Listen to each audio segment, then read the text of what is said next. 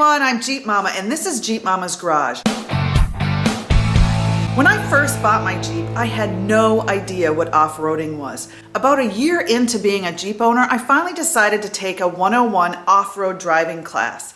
And one of the first things I learned was about airing down your tires. One of the first accessories I bought for off-roading were these JT Brooks tire deflators. I have since upgraded to the JT Brooks Tire Deflator Pros. The reason you want to air down when you off-road, whether it's on the rocks, the sand, the mud, or the snow, you want to have more rubber contacting the ground. This will increase traction and give you a smoother ride because your tires are going to be pushed along instead of getting punctured by whatever it is you're going over. When you air down, it's recommended that you don't air down lower than 15 psi if you don't have bead locks. If you have bead locks, you can go a lot lower. When I first started off-roading, I aired down to 18 psi. Now I'm airing down to 15 psi. Once you've aired down, you're gonna always wanna keep a good eye on your tires just to make sure everything's okay. Now, when I first started airing down my tires, I really didn't know what I was doing. So I've learned a few things along the way. One thing is always make sure you can air your tires back up after you've aired them down. There are some off-road parks that have air, and then there are some that don't. So you want to make sure you can air back up. I carry a portable air compressor just for those reasons. Some people have air already on board their Jeeps. Everybody's different, so whatever works for you.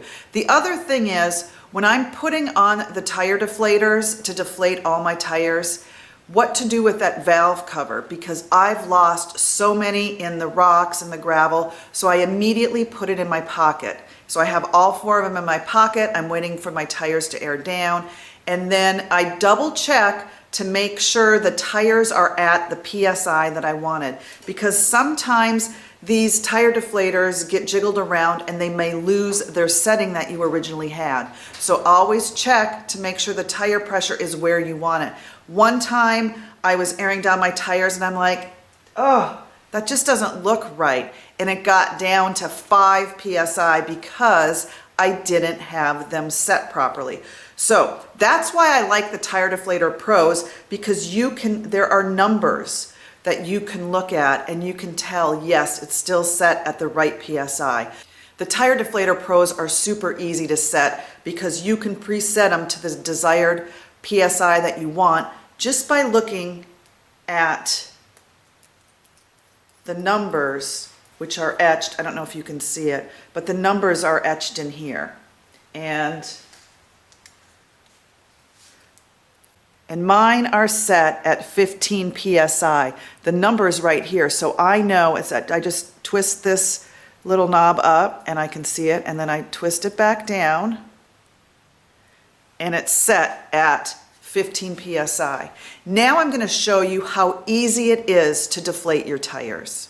Now I know this is really basic stuff, but if you've never been off-road, if you've never owned a 4-wheel drive vehicle, if you've never been in the rocks or the sand or the mud, you probably don't know you should do this or what you should do.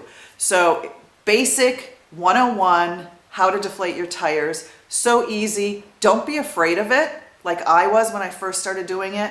It's so easy, and here we go. First, you take your valve stem cover off. Now, one tip with this, one time I thought, oh, I'm gonna get fancy and get some purple valve stem covers. Don't do that. You're gonna wanna stick with these rubber covers because somebody told me, whether it's true or not, but the metal covers could get rusted on and you're not gonna be able to get them off. So take your valve stem cover and put it in your pocket. Now, currently, my tires are set a little high than I normally run them. Actually, they're right on. They're at 32.5. That's what I run them at when I'm on the regular roads. So then you take the tire deflator and you twist it on. You can kind of hear some of the air coming out. Okay, so now it's all the way on and you can't hear anything. So you take this little top tab and you pull it. See how you can hear the air coming out? So you know the tire is done deflating when you can't hear the hissing anymore.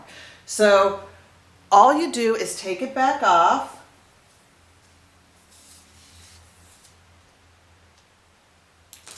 And I'm gonna check it just to make sure it's at what I want it to be at, which is 15 PSI.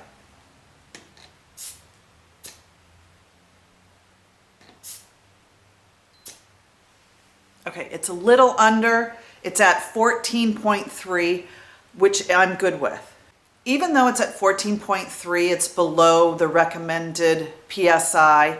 I know what my Jeep can do. I know what my tires can do. I know what they've held up to before. But that's why you should always, always check them before you go, just to make sure. Then you don't have to deal with giving them a little air when you're out on the trails. It helps to know your Jeep. Doing this over and over again, you get to know your Jeep, and they're all different. And you know what feels good to you when you're off-roading. Then you take your valve stem cover out of your pocket,